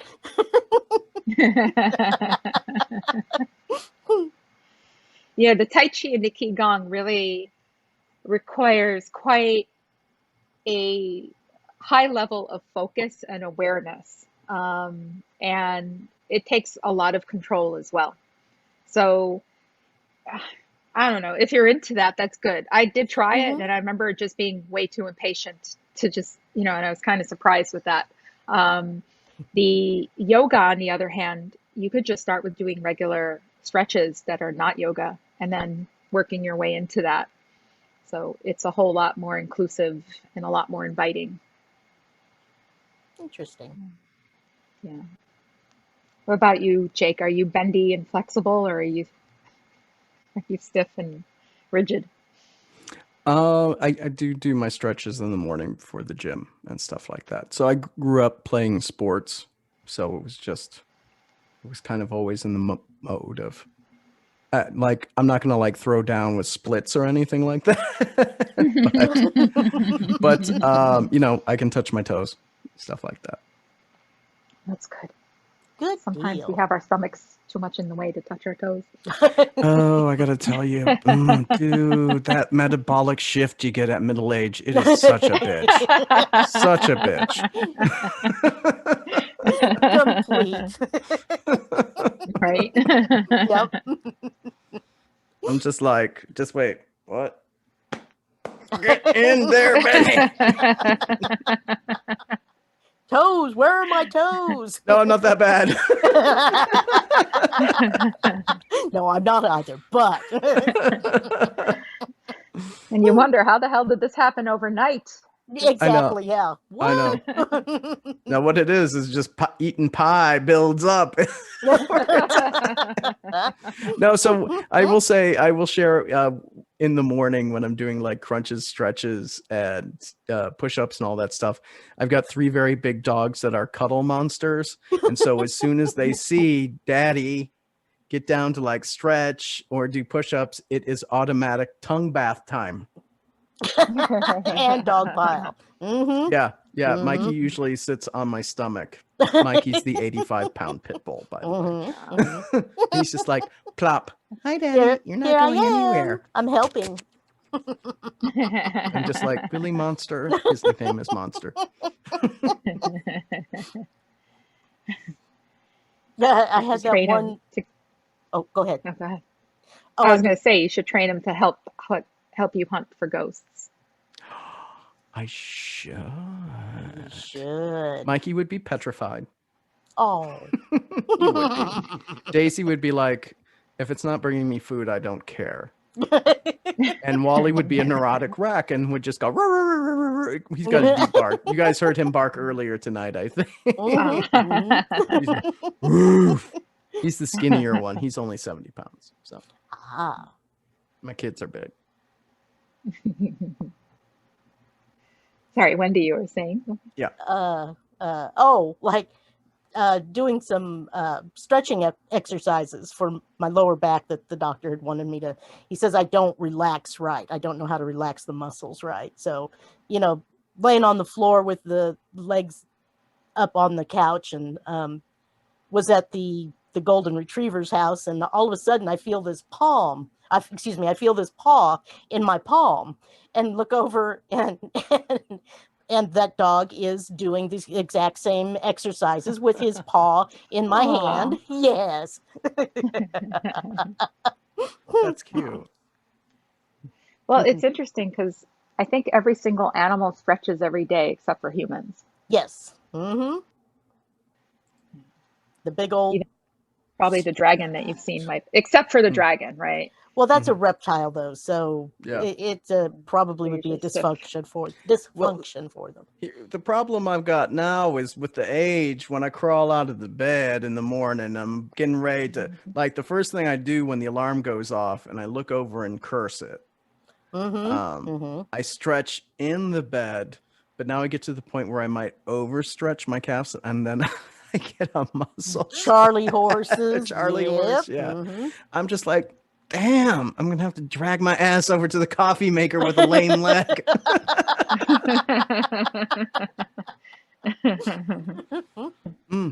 But luckily I set the coffee maker to go off. It's automatically timed. So I know sustenance and life is just a mere 20 feet away. I do own that Seattle stereotype with coffee, by the way. I'm a complete snob. Ew. I am when it comes to my coffee. I didn't even know that they grew coffee in Washington. They do? They do? I don't know. I'm assuming if you guys drink it, you must grow it. No, but if you have mangoes up there, why not coffee? I know, right? No, actually we could. we do have an area, if you are east of the Cascades, it's a high desert. And if you ride around there, you'll get rain and stuff, but I don't think mango trees necessarily grow there. We grow great wine, but I don't think we grow coffee here. I don't think it's warm enough. Yeah, region. Because we have a lot of roasters. We have a lot of roasters.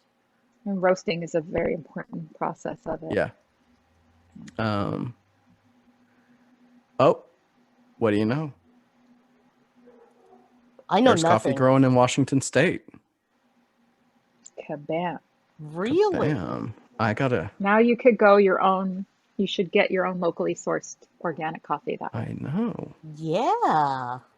I just got to see where they're talking about the roasting. Come on, article. Let's get to the where are you growing the coffee? Actually, there's people that are growing the plants. They make what do you call them? Terrarium type things, greenhouses and stuff to grow coffee beans or coffee. Yeah, that's what they say. Yeah. we grow plenty of plants here. Let me tell you. Right. Exactly. It is the green state, yeah. Yes, we are evergreen. So just side note, Washington State trivia for you. Along our coast, which if you don't know anything about Washington, it is not like California's coast. You don't actually want to visit the coast very often here. It's cold, wet, and rainy all the time. But because it has so much we have so much water, and rivers, go down and drain into the Pacific and stuff like that. A lot of the old port towns, which economically underdeveloped, they've just totally converted to the cannabis growing industry because we have so much water, and the plants require so much, and our summers are absolutely lovely.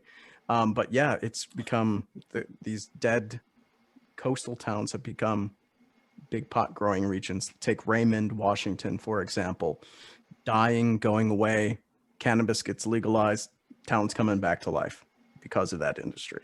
So Awesome. I'm not endorsing the pot life. All I can say is it's highly taxed, and that keeps my property taxes low, and I like that.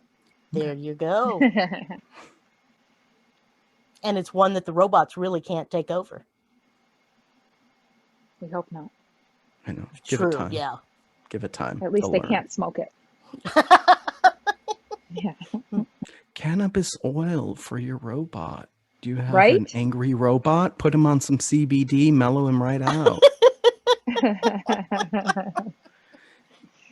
I remember when my car had a squeaky door, I just put WD-40 on it. Now I got to give my damn robot a joint.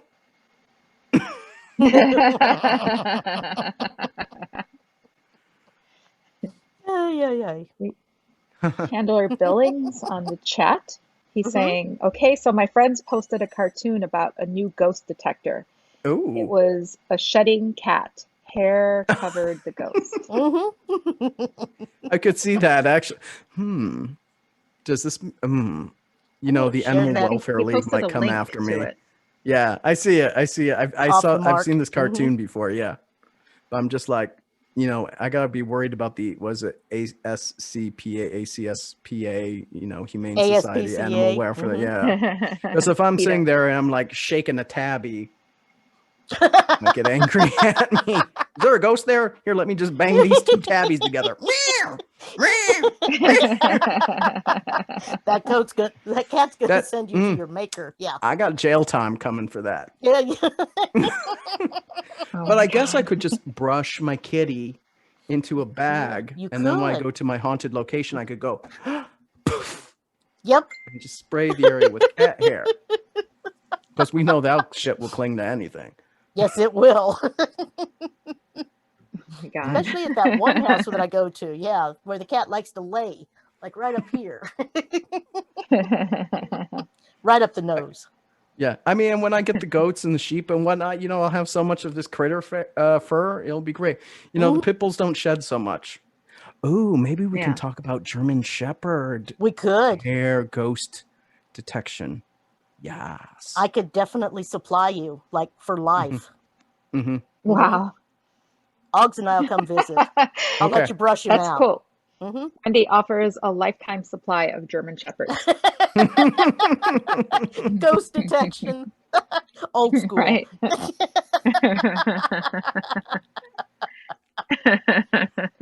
Oh, so since we're on the subject of animals, I just got to ask this.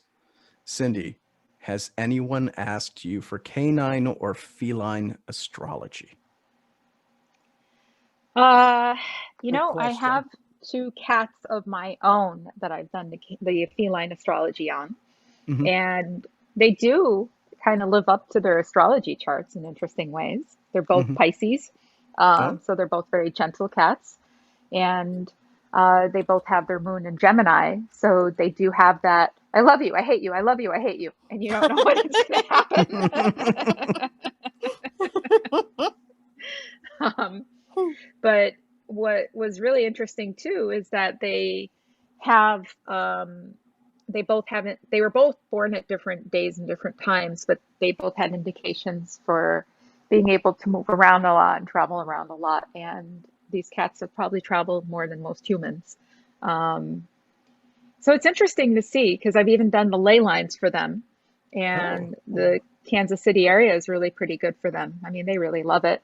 And it's, if I have to drive to a different state and stay there for a while, they might, they could feel the energies. And I have all these ley lines all mapped out. So I know which gas stations I could stop at where they're going to be less meowy, or, you know, where I could Interesting. definitely know, like, I could stay at this hotel and they're going to be a little bit less active. So as far as clients asking for that, no, they usually just want, you know, tarot card reading or a mediumship done. Mm. Like if their dog or cat has passed. But as far as wanting astrology done, no, because most people don't get the exact birth time of their Yeah. pet. Got it. Okay. Yeah. Got it. But you will know a lot just from knowing your own dog's or cat's sign in general. Most of them don't tend to have abnormal, like, you know, you're a Libra, Jacob, and you had a hard time, and Libra rising, right? But you're like, I'm so Libra, yet I'm so not Libra. How the heck does this happen? Most people don't have it where there's a Uranus that's like throwing everything off. And I guess most pets won't have that either. Yeah, I'll have to research this one because when I got my youngest pit bull, Daisy, she's all of 75 pounds. She's petite. She had 3 birth dates listed in her paperwork. Luckily, it's like all the same star sign thing. One says December 28th. One says January 8th. One says January 12th. Why? You know, I don't know what to tell you. I guess the vet goes through when they're doing the paper because they kept, you know, she came through a rescue, so they would ship her. She would be shipped from like, she's originally from Fresno, California. She was found as a stray. She was 3 months old. And, you know, they just like look at the teeth and they backdate it. Right. So it's a guesstimate at best. Yeah. And as they moved her from like the high kill facility to a pit rescue and then a pit rescue up here in Washington State, it's, you know, they get vet checkups all the time and they just kept putting different dates down. So my little baby girl is a Capricorn, I believe. And she was from Fresno, California. I guess that's all I would have, you know, that's all I could go off of with my canine. But Wally and Mikey, they did have their birth dates because both of them were born at the shelter. Oh. So I have the dates and I have the towns where they were. Of course, not the times, but times are essential, but the birth date, that would really help, especially the date and the location could help a lot.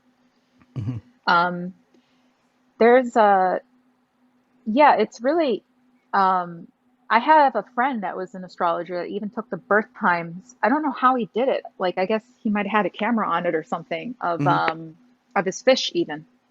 Oh, hot damn. And I guess he would look at the time that they were hatched.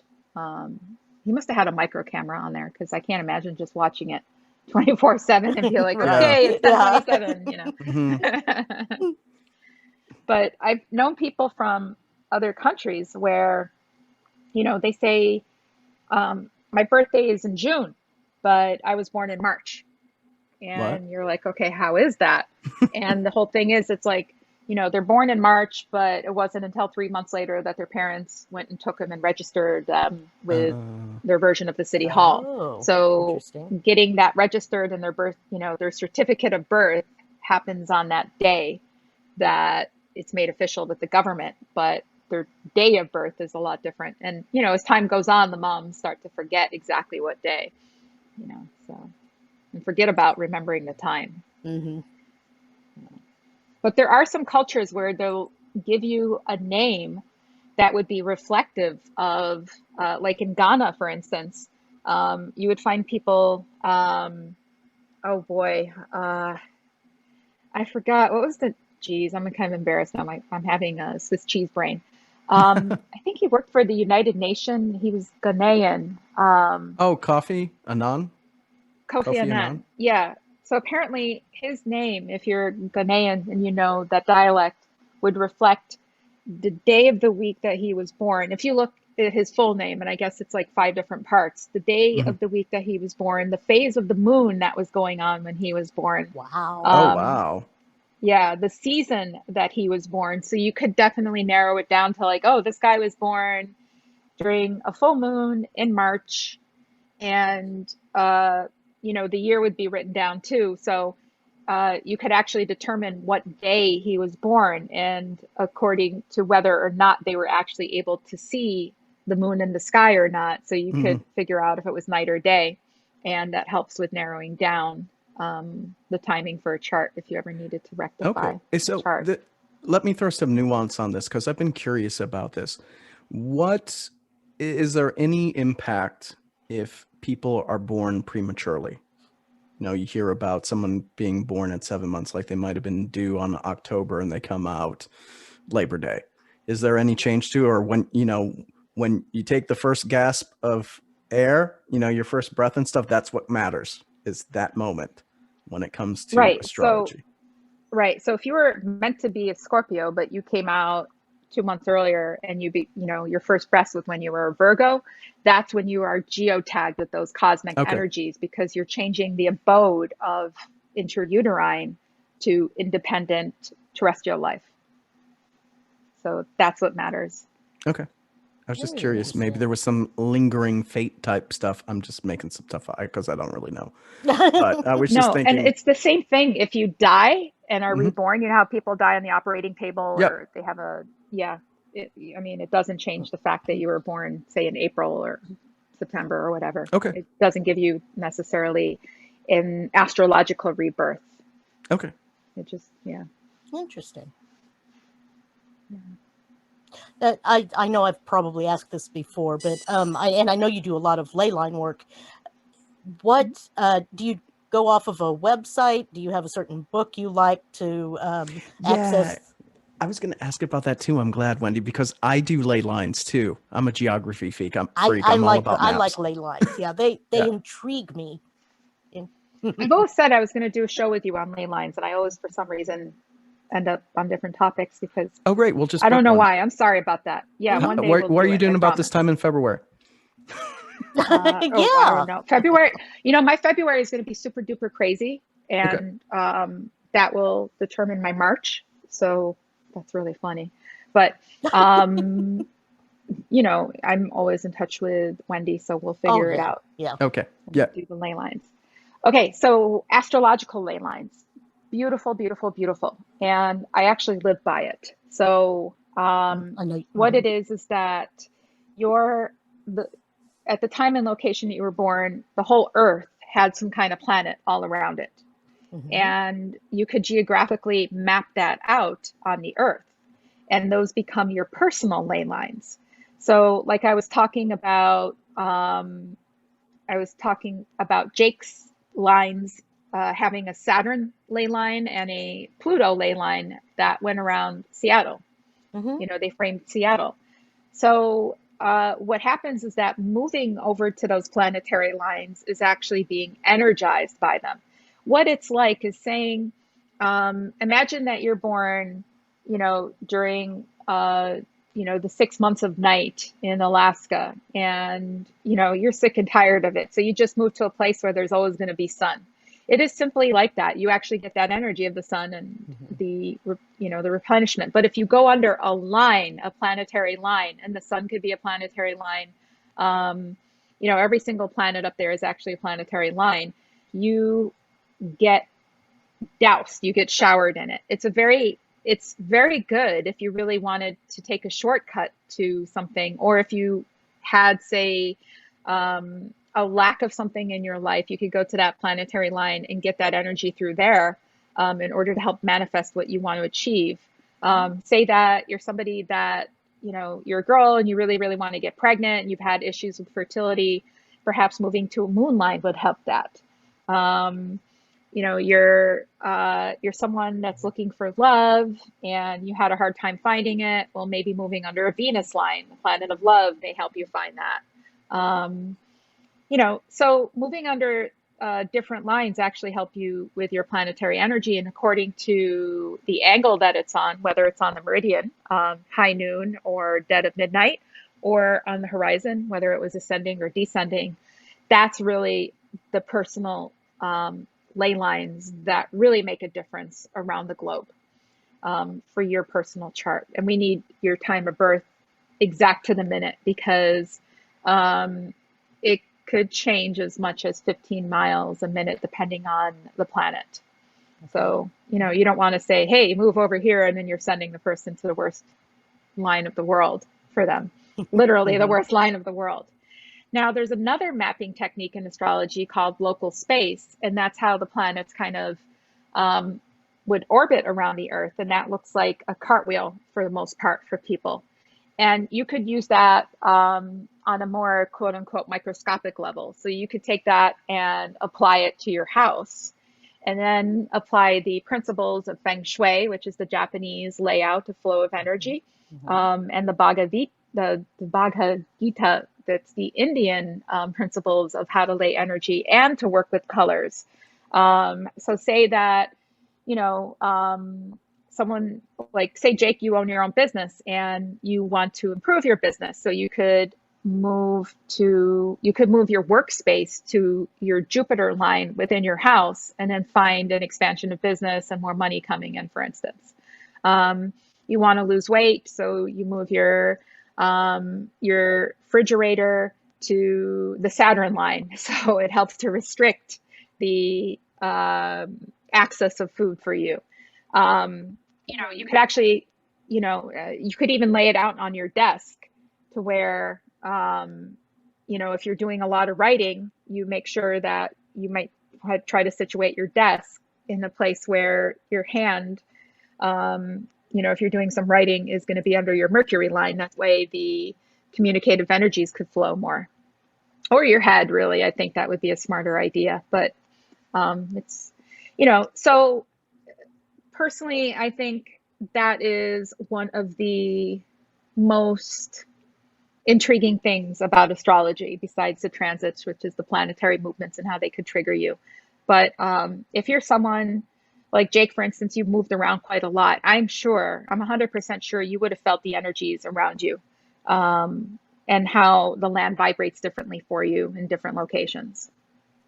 That is true. Certain places I absolutely hated. Certain places I love. Certain places are like, meh.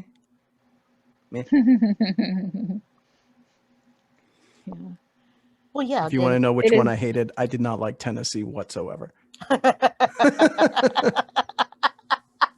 I agree. No offense, Tennesseans. This is just my personal experience. No offense, I did not Michael care. Taylor, but yeah. Yeah, I did not care for the state of Tennessee, or I should say Nashville, Tennessee. I did not care for. It's too that would have humid. Yeah. That would have been close to your your north node line. So that would have meant that you would have had a past life experience there that might not have been as pleasant for you. And you probably would have been like, I could do without the people here. Yeah. And the energy here. But love Chicago. I hate to say it, I was totally meh to Hawaii. Totally meh. Now when I go and travel, I really like Hawaii. It's one of my favorite places to go. But at the time, which was in the 90s, not my favorite place to be. That would have been situational, though. Yeah. Yeah, that might have just that would have been your transits. That's the Army. That's Army life. Mm-hmm. There, being stationed there. Well, yeah, like I believe we've gone through this before, but I know you did go over it with me, Cindy, and I just don't remember the details well. But like being down in the Yucatan Peninsula, in that one spot, what was it, Tulum, and just feeling the power of the land and feeling so energized, even though it was really hot. You can see how I run there. It was just, but the ocean view, the sun, the whole shape of the land was, extremely and incredibly energized but at the same time peaceful and enveloping, like a big warm Mother Earth hug. Yeah. And what's interesting is that some places do have their own personal energy anyway. Like you could, like Sedona, Arizona, for instance, has its own energy flow. But how your ley line, if you do have a ley line, and Jake, I do see you did post, it's astrocartography. That's actually the technical term. That's actually the accurate term for it. Okay. Nice. It's astrology, carto, which is, the maps and the graphy, the drawing of it. So, Yes, that you could, for instance, say that you went to that Yucatan where it already has its own little energy vibe there, and you have a ley line, an astrological ley line, astrocartography line that's say Chiron. You might feel either a strong sense of healing, or you might feel a strong sense of sadness there. But either way, it would be a life-changing event just to visit there, because the astrological ley line would be amplified in those areas even more.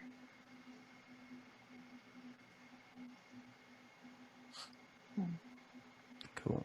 I was gonna say the places I've visited that I've just had the good personal sync with, I would say, I absolutely loved Tierra del Fuego, Argentina, getting close to Antarctica, that island off the coast, down in Patagonia. Really loved that. I absolutely loved Tasmania. I could live in Tasmania. Loved it. Went to Scotland, and I loved Scotland quite a bit, and I loved Iceland quite a bit. Interestingly enough, I went to Norway, and even though you can tell because I'm blonde and blue-eyed, I'm half Norwegian, and my grandparents are from there, and I just wasn't vibing with Norway. No offense, Norwegians. It's just Right. It was nice to visit. Just wasn't happening, right? It just wasn't anything. And then Myanmar was magical. Was a magical trip, and Cambodia was a magical trip for me.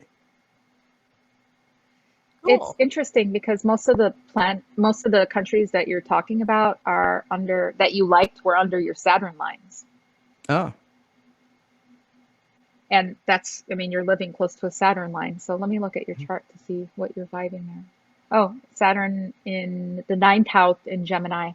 Okay, that's good. You would have vibed that way because it would have been a way that you felt like you were able to, when I say be in control, I don't mean as in a control freak, but there would have been a lot more stability, and you having control to do your own research and curiosity, fulfilling your curiosity through those areas and meeting people the way you would want to, rather than, having life happening to you in a chaotic way. So, yeah. I get what you're saying. These were very well planned out, thought out trips, and yes. Yeah. Yep. Cool. Totally get that. All righty. Well, we are at that time. Cindy, how can people get a hold of you if they want to book a session or just talk, just gab with you? Okay, so to book a session, they go to my site, www.kansascityastrology.com. That's all one word. And I have an online calendar there where they could just book anytime that is at their convenience. And I have my information of info@kansascityastrology.com if they want to send me an email.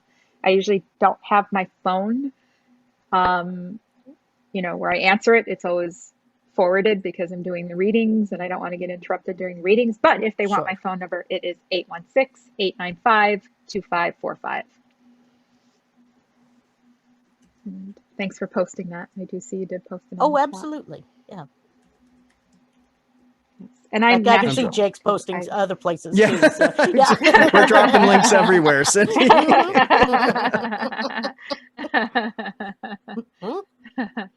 That's awesome. Well, cool. All right. Thank you.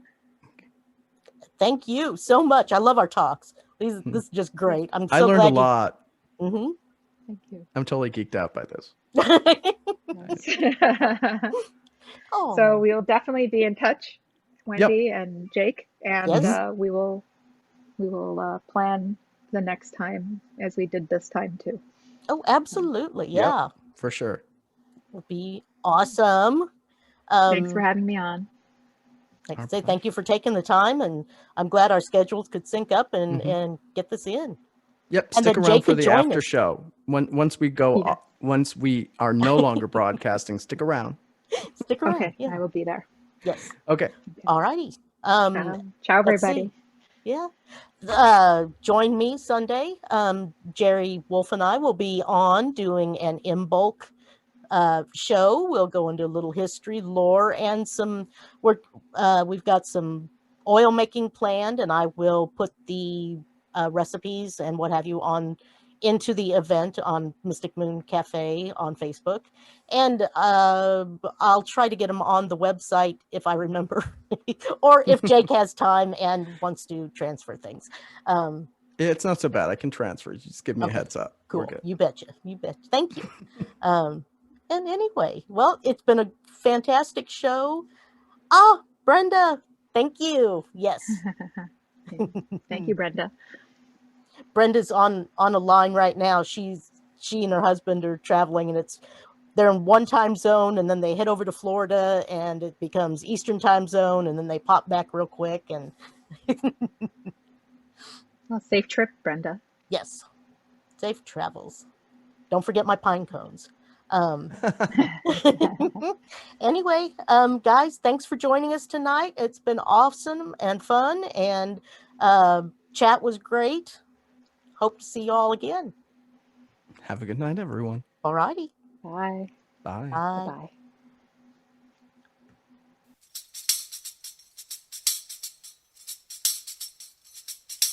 Dead in the water, you left me dead in the water.